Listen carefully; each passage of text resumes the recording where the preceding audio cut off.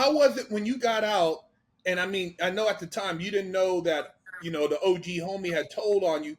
How'd he act? Like, so when you got out, he just acted like everything was cool. Like, hey, what's up, man? He was still out there doing the same shit. Literally, man, I'm telling you, I got out and I didn't know right away. So when I went to the hood, I saw him. He worked for the housing authority. He'd been working there for years in the hood.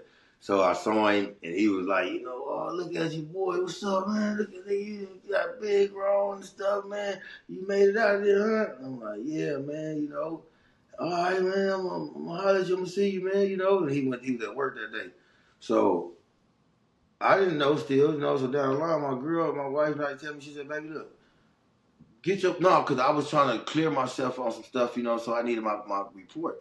So when I got it and I read it, she said, baby, who is this person? Now, how long after you seen him did you get your paperwork? Probably about 3 or 4 years. Okay. Yeah, about 3 or 4 years. So at that point in my life, I was like, you know what? I'm not finna get this dude the time of day to, take my freedom away because I know if I go over there, it's only gonna go one way. You know what I mean? So it was like, what I'm gonna go over here. I'm gonna either tell him you owe me for all these years I done. This is how much I want from you, or I'm gonna blast your name all through these bricks. You know what I mean? And he gonna either say, okay, let's keep it quiet. I'm gonna give you what you want, or he can go another route, and we would have did what we had to do right there. So I said, you know what? It ain't even worth it. I'm glad to know that it all was a lie, though. I'm glad to know that all that shit was fake. It was a lie. It was fake. The homie loved. I got you. You know what I'm saying? It was all fake, man. And I didn't know that.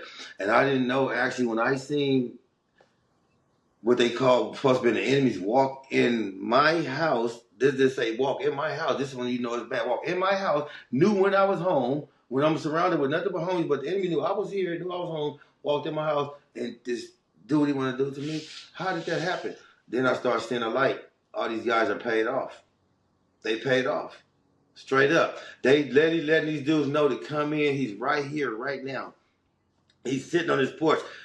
I saw, man, 2 dudes from my hood robbed the wrong dude. Robbed the dude from Grape Street. Wrong dude. Money. That dude put a ticket on their head so cold, them dudes couldn't sleep, man. And when he got them dudes, he got them dudes. And I couldn't sleep myself. I saw the way he did it. I'm waking up in cold sweats. My mom was telling me, wait, what's wrong? I don't know. I just saw, because I never saw a head so big in my life. I'm talking about so much lead pumped in one head. How you put so much lead in one head? It's like this, and it's slumped in a little kid. I'm a kid, man. I'm young. I see this, and I'm like, dang, mama. And she like, huh? I say, yeah, I just saw it. And I'm talking about traumatized. I ain't gonna lie. People try to play stuff like, man, I didn't wig the nigga, and I didn't think nothing. I went to ate afterwards. No, you did not. You knew you probably threw up. You knew it was an ugly sight, but then you got some that probably could. When the ones that's numb, they robbing the wrong person, huh? Yeah. Rob wrong the wrong one, man. I ain't gonna lie. That dude one of the dudes, he called him in front of his wife. His wife ran and left him outside. She locked the door. Locked the door, left him out there.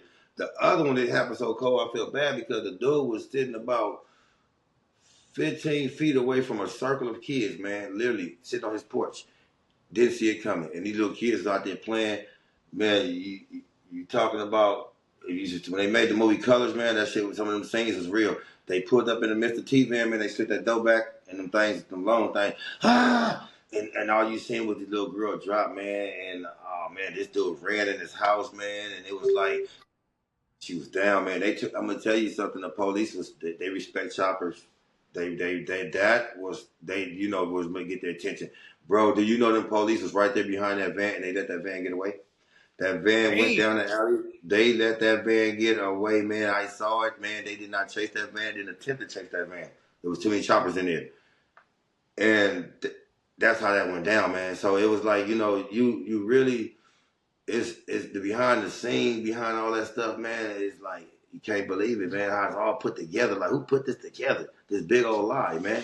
You know what I mean? Like, the homies go put in work for the hood. You over here, nah, man, that shit really like, it's all a lie though, man. You know, and then Yeah, yeah. You give your life to something, and then come to find out, you never know. Like you said, now that you're living, living your good life, man, and enjoying yourself with your family, and you think about like who maybe has some animosity toward you, but you try to come back and be like, hey, man, we cool and blah blah blah blah blah, but you not knowing that this dude ain't liked you for a long time, man, and he might be like, hey, that dude, he back over here, blah blah blah blah blah, and set you up. That's why I don't even like a lot of dudes. I see them make little, when you see somebody make a slick comment, or you don't help them when they thought you should have helped them, and you like, yes, you don't know what I got going, but they think that you have it like that. You owe them, and you don't do that. Now they like, oh, okay. So they got animosity, man, and you got to just really be paying attention, man. A lot of times, these dudes we thought were cool, really, we grown now. That was back when we were teenagers. We were six, right, 17. right, Dude, right. I don't owe you nothing no more. I'm not obligated to give you shit. And so when you move your life on and you get to a place where you're enjoying your life, you got to be careful, because you can't go back to that, because it ain't the same.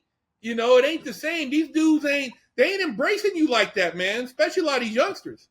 No, and that's why I tell my wife this. What you said right now. I told my wife, I said, baby, I can I can go back in the hood right now, but them young dudes now today, right now that's there, they might not. They not gonna know me. They might heard of me. They don't know me. I moved, man, from literally from the hood to Palmdale, like I told you, and now everybody that I knew, they live in Palmdale. They not in the projects no more. There's a whole new group down there. You feel me? Group of youngsters down there playing with their nose, they numb, they not feeling nothing, they not thinking. You feel me? And I wouldn't go amongst that. You understand what I'm saying? And like, for a prime example, my grandfather, okay, is the co-founder of the LA Deuces, the motorcycle club, right? He's the co-founder. Okay, he started it. Now, I remember when I used to go to the Deuces, they could be having a meeting. I can walk in there, whatever, you know what I mean? And they going, hey, that's the little Charles dog. Hey, boy, how you doing here? Who my granddad is? Oh, yeah, there you go. And I go to the back room, and he'll be in there at the round table. They'll be doing they having a meeting. He's like, hey, grandson, man, just recently I go down there. Now, the gang members and took over the club. So I'll go to the door. They having a meeting. I go to the door. They got my man, the dude stop me at the door. Talking about, hey, hold on, brother. I'm looking for my granddad. Okay, hold on. Let me go get him. Hold on, let you go get him. They tell me stay outside while he go get my granddad. So I'm outside, but it's like a bunch of retired OGs out there. All of them out there, they're retired, right? So I'm like, I get in one of my Big Blue. What's up, man? This is what the door to I can't go in. Oh man, you know what, man? I ain't gonna lie to you, man. Now they got us real strict, man. And because what's going on is like we'll be having a meeting, man, and before the meeting, all the information will be out there already in the parking lot, right? So I said, so you can't go in either? He's like, no, they don't even let the retired people go in there now. We got to sit outside. Nah, hold on. That's my club. I said, this is my granddaddy club. So this is my attitude, right? So I go get at my granddaddy when he let me in. I said, man, what this do at the door? He said, man, I don't know what it is. He said, man, oh, that's my sergeant at arms. Sergeant at arms, man. Tell him when I show up, though, man, let me in, though, man. Don't. I ain't getting packed. I ain't getting packed down to none of that, man. You feel me? Strictly, let me in. Whoever with me, let him in. Let him know that. So I really, he retired now, though. He didn't step down. You know what I'm saying? So he didn't pass the keys to another one and stuff, man. But it's like that setting, man. It's like when you're like, damn, man, all these people, I know this, but I'm not a part of it no more. I live up here now. And everybody, man, I talk to, they say, man, you live in a nice area, man. I wish I could live there. I wish I could afford it, It's beautiful. This morning, I walked to the beach. The beach right down the street. It looked like forest, right? I'm in the forest, but the beach right up the street. And I got my dog. We walked down the street. My boy Blue, you saw earlier. You feel me? And walk to the beach and walk back, and I wasn't worried about nothing, I mean, you might see a few racist people might be like, black guy doing here, but other than that, overall, all you gotta do is just smile and speak. You know, everybody know you friendly. Y'all look, you know, and it's different, man. You know what I mean? Where else can you do this at? You know what I mean? Where you ain't gotta worry about, you know, the nonsense, you know, and you can just enjoy your life, you know. And this is where I'm at now, you know. Deers walking around, you know, up the street, one on one side of the street. You know, where they do that at? And I show the people that I did. They tell me, they said, man, y'all don't hunt deer?